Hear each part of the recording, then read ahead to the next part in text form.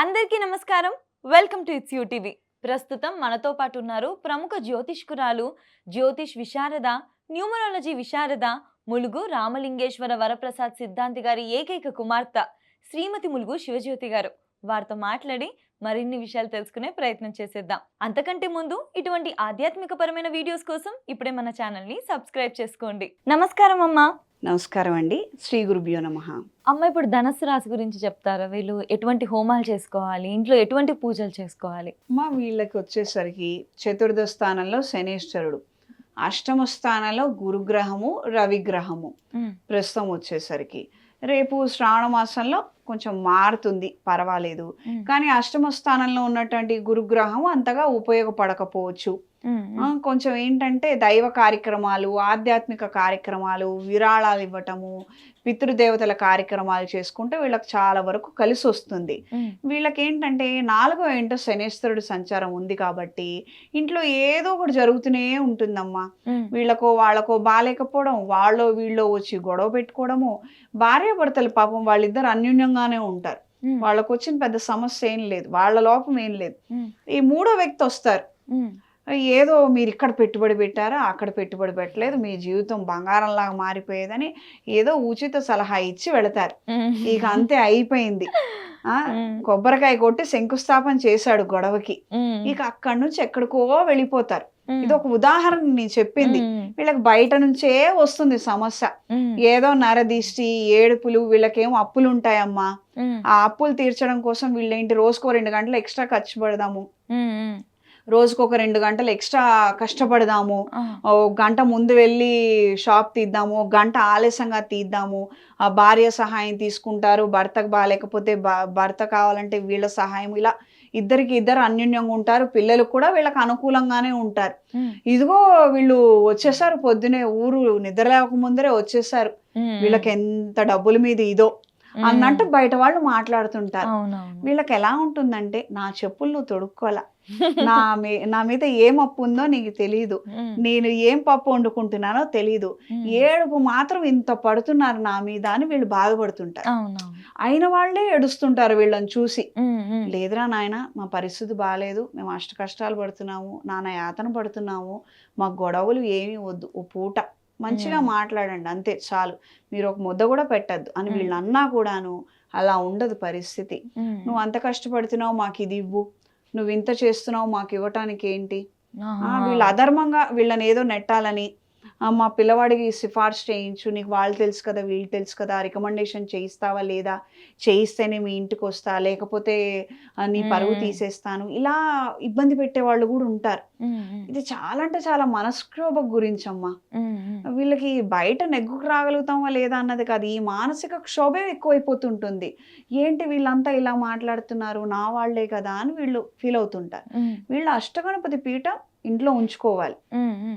వాస్తు దోషాలు పోతాయి, ఈ ఆటంకాలు పోతాయి, నరదిష్టి, ఏడుపులు పోతాయి. అష్టగణపతి అంటే ఆ పీఠం మీద అష్టగణపతులు ఉంటారు. అంటే ఒక గణపతి అంటే ఒక పర్పస్ గురించి, వరసిద్ధి గణపతి అంటే ఆయన వరములు ఇచ్చేవాడు, మనం కోరటం, ఆయన ఇవ్వటం. ఇలా 8 మంది గణపతులను ఒకే పీఠం మీద పెట్టుకొని చక్కగా పూజ చేసుకుంటే వీళ్ళకి ఏ ఆటంకమైనా కానివ్వనండి, ఏడుపులు కానివ్వనండి, అవన్నీ కూడా పోతాయి, బాగుంటుంది, కలిసి వస్తుంది.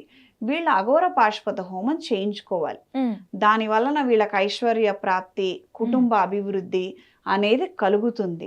వీళ్ళకి ఇంట్లో ఉన్న చికాకులు అవన్నీ పోవాలి, కాస్తంత మనశ్శాంతి కావాలనంటే చేతికి సుబ్రహ్మణ్య పాశుపత కంకణం అనేది వేసుకోవాలి.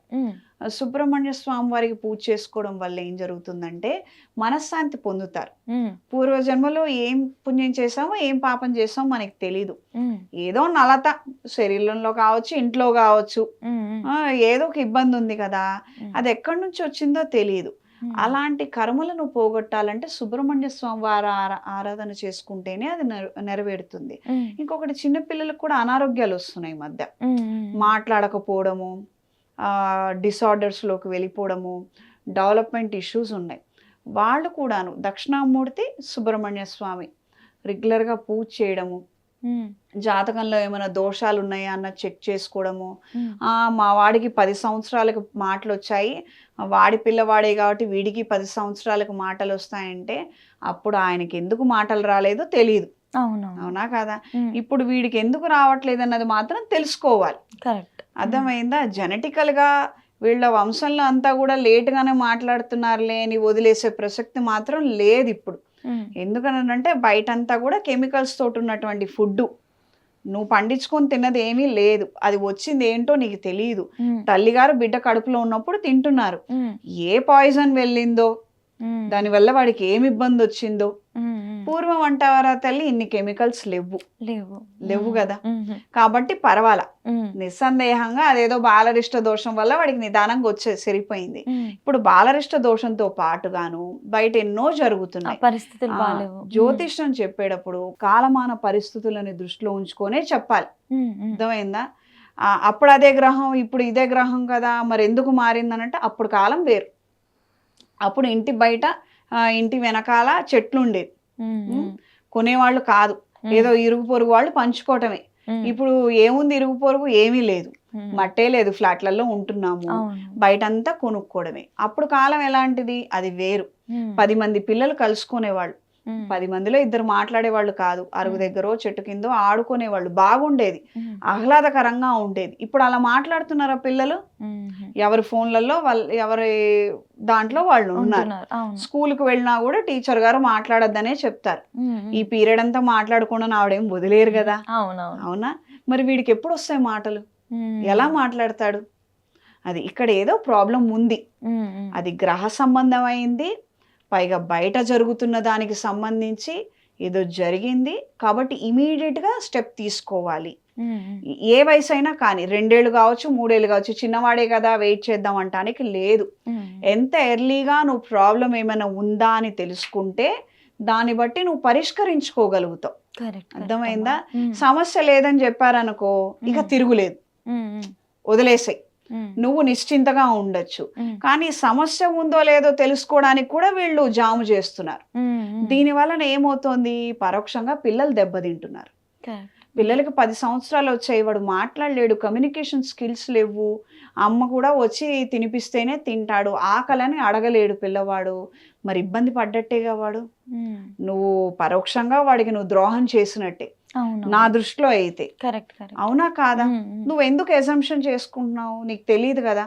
వైద్యులను సంప్రదించాలి, ఉమ్, ఉమ్, జ్యోతిష్కులను సంప్రదించాలి, జాతకం చూపించాలి, మంచి చెడు కనుక్కోండి, అంతవరకే. ఉమ్, వీడు 25 ఏళ్ళకి కలెక్టర్ అవుతాడా, 35 ఏళ్ళకి మినిస్టర్ అవుతాడా, అవి అసందర్భం. ఉమ్, అర్థమైందా? ఉమ్, ముందు 10 సంవత్సరాలు వాడు తిని వాడు ఆడుకొని చక్కగా పెరిగితే ఉమ్, 25 ఏళ్ళకి ఏదన్నా కానీ ఇబ్బంది అవునవును. లేదు. ఉమ్, కానీ మొదట ఈ 10 సంవత్సరాలు 14 సంవత్సరాల వరకు మనకు బాలరిష్ట దోషాలు, అష్టమాధిపతి, ఈ దుర్దోషాలు అనేవి ఎక్కువ శాతంగా కనిపిస్తుంటాయి. ఉమ్, ఇక్కడ మనం జాగ్రత్త తీసుకొని పిల్లల్ని పట్టుకొని రక్షించుకుంటే తర్వాత సంగతి. ఉమ్, ఉమ్, వీళ్ళు మన వాళ్ళు ఏం చేస్తారంటే ఇవే అడిగారు ఉమ్, గత కొంతకాలం క్రితము, వీడేమవుతాడు అని అడిగేటప్పటికి కొంతమంది పెద్దవాళ్ళు ఏం చెప్పారంటే 15 సంవత్సరాల వరకు జాతకం చూపించకండి, వద్దు, అవసరం లేదని ప్రచారంలోకి వచ్చేసింది. ఉమ్, కానీ పుట్టిన వెంటనే 5-6 రోజుల్లోనే ఫస్ట్ నక్షత్రం కనుక్కోవాలి, ఆ నక్షత్రానికి ఏమైనా దోషం పడిందా అన్నది కనుక్కోవాలి, ఏదైనా పడితే 27 రోజుల లోపల శాంతి చేయించుకోవాలి. ఉమ్, ఇదంతా ఉన్నదే, ఉమ్, శాస్త్రంలో చెప్పబడిందే, కొత్తగా ఏమీ లేదు. ఉమ్, కానీ ఇప్పుడు ఐఏఎస్ చదువుతాడా, ఐపీఎస్ అవుతాడా, కలెక్టర్ అవుతాడా, మినిస్టర్ అవుతాడా, ఇవి మాత్రం కాదు. yes, ఇవన్నీ yes, అమ్మ. వద్దు. ఉమ్, హెల్త్ విషయంలో మాత్రం జాగ్రత్తలు తీసుకోవాలి వీళ్ళు. ఉమ్, ఉమ్. అమ్మ, వీళ్ళు ఏమైనా దీక్షలాగా ఏమైనా చేసుకోవాలా అమ్మ ఇంట్లో? వీళ్ళు గణపతికి సంబంధించే దీక్షమ్మ ఉమ్, పూజ. ఉమ్, ఎలా అంటే 3 తమలపాకులు ఉమ్, చక్కగా శుభ్రం చేసేసుకొని, ప్రథమ తాంబూలం పొడి అని మార్కెట్లో దొరుకుతుంది. ఉమ్, ఇది జాజికాయ, జాపత్రి, పట్టిక అవన్నీ తోడు తయారు చేసినటువంటి పౌడర్. ఉమ్, ఓపిక ఉందనుకుంటే ఇంట్లోనే చేసుకోవచ్చు, ఇబ్బంది ఏం లేదు. ఉమ్, ఈ ఔషధాలు, ఈ యొక్క సుగంధ ద్రవ్యాలతోటి తయారు చేసినటువంటి తినగలిగేటువంటి ఒక పౌడర్ అది. అది ఈ 3 తమలపాకులను చక్కగా శుభ్రం చేసి చిటికెడంతమ్మ ఎక్కువ కొద్దిగా పెట్టి, పెళ్ళైన వాళ్ళు ఉన్నారనుకోండి భార్యాభర్త, 6 తమలపాకులు 2 తాంబూలాలు ఏర్పాటు చేసుకోవాలి. తాంబూలం అంటే 3 తమలపాకులు ఉండాలి. ఓకే. అది ఇవి 2 పెట్టుకోవాలి. లేదు ఒక్కళ్ళే అనుకో ఒకటి. గణపతి స్వామివారి పూజ చేసుకొని ఆఖరణ ఈ తాంబూలం స్వామివారికి నివేదన చెయ్యాలి. స్వామివారికి చేయి చూపించిన తర్వాత పూజ అయిపోయిన తర్వాత వీళ్ళు ఈ తాంబూలమే ప్రసాదం వీళ్ళకి. ఇది తీసుకోవాలి. ఇది 41 days చేయాలి. ఎవ్రీడే.